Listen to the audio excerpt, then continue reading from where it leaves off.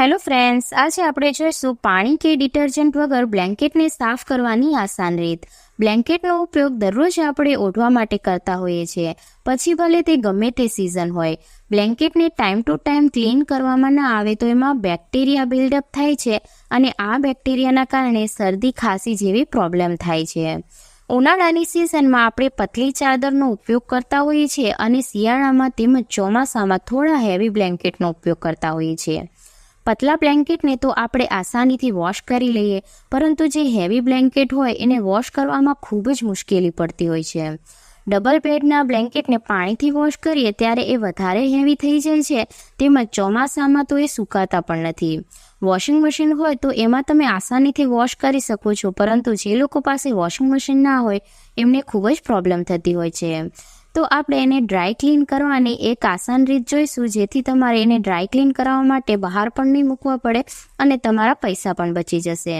તો સૌથી પહેલાં તો જે બ્લેન્કેટ છે એને આપણે અનફોલ્ડ કરી અને આ રીતના બેડ પર વસાવી લેવાનો છે. જો તમારો બ્લેન્કેટ થોડો વધારે મોટો હોય તો તમે એને જમીન ઉપર પણ વસાવી શકો છો.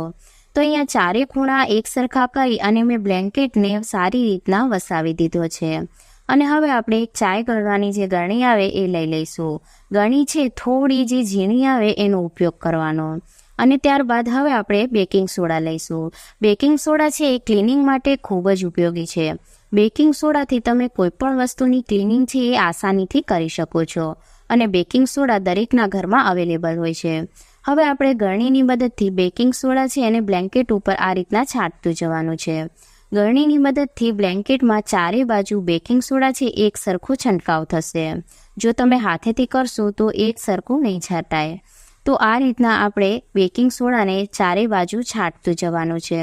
જો તમે પાણીથી બ્લેન્કેટને વોશ કરો છો તો બ્લેન્કેટ એકદમ હેવી થઈ જાય છે, જેના કારણે એનું પાણી કાઢવા માટે તમારે બીજા 2 લોકોની જરૂર પડે છે. અને ચોમાસામાં કે શિયાળામાં તડકો ઓછો નીકળવાના લીધે જલ્દીથી સુકાતા પણ નથી.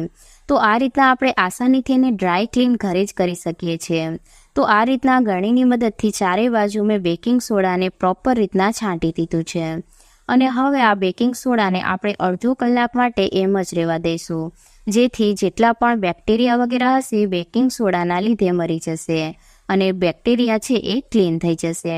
હવે આપણે એક આ રીતનું કપડાં ધોવાનું જે બ્રશ હોય એ લઈ લેવાનું છે અને આ બ્રશની મદદથી આપણે આ રીતના જે બેકિંગ સોડા છે એને ક્લીન કરતું જવાનું છે. આનાથી બ્લેન્કેટની અંદર જેટલી ગંદકી હશે એ પણ ક્લીન થઈ જશે અને જે બેક્ટેરિયા છે એ પણ બધા ક્લીન થઈ જશે. જો તમારી પાસે કોઈ ડસ્ટિંગ બ્રશ હોય તો તમે એનો ઉપયોગ પણ કરી શકો છો. તો આ રીતના આપણે બેકિંગ સોડાને કાઢી લેવાનું છે. તો તમે જોઈ શકો છો કે આ રીતના મેં જેટલો પણ બેકિંગ સોડા છે એને કાઢી લીધું છે. અને જ્યારે પણ આપણે કોઈ બીજાનું બ્લેન્કેટ યુઝ કરતા હોઈએ, ઘરની અંદર આપણે એકબીજાનું બ્લેન્કેટ યુઝ નોર્મલી કરતા જોઈએ છીએ, તો બ્લેન્કેટમાંથી વાસ આવવા લાગે છે. તો એને દૂર કરવા માટે આપણે અહીંયા વિનેગરનું સોલ્યુશન લઈશું. તો વિનેગરની અંદર થોડું મેં પાણી મિક્સ કરી લીધું છે. જો તમારી પાસે વિનેગર ના હોય તો એની જગ્યા પર ગુલાબજળની અંદર થોડું પાણી મિક્સ કરી અને તમે એ પણ લઈ શકો છો. અને હવે આપણે એને સ્પ્રે બોટલની અંદર ભરી અને આ રીતના બ્લેન્કેટ પર છાંટી દેવાનું છે. આના કારણે બ્લેન્કેટની અંદર જેટલી પણ બદબૂ વગેરે હશે એ પણ દૂર થઈ જશે. અને જો ગુલાબજળથી તમે અહીંયા છંટકાવ કરશો તો એના અંદરથી એકદમ સારી એવી ખુશ્બુ પણ આવશે. હવે આ બ્લેન્કેટને આપણે હવામાં સુકાવી દઈશું. તમે જોઈ શકો છો કે આ બ્લેન્કેટ આપણો એકદમ સારી રીતના ક્લીન થઈ ગયો છે. તો આ રીતના તમે ઘરે જ બ્લેન્કેટને ડ્રાય ક્લીન કરી શકો છો. જો આજનો આ વિડીયો હેલ્પફુલ લાગ્યો હોય તો જરૂરથી લાઇક કરી દેજો.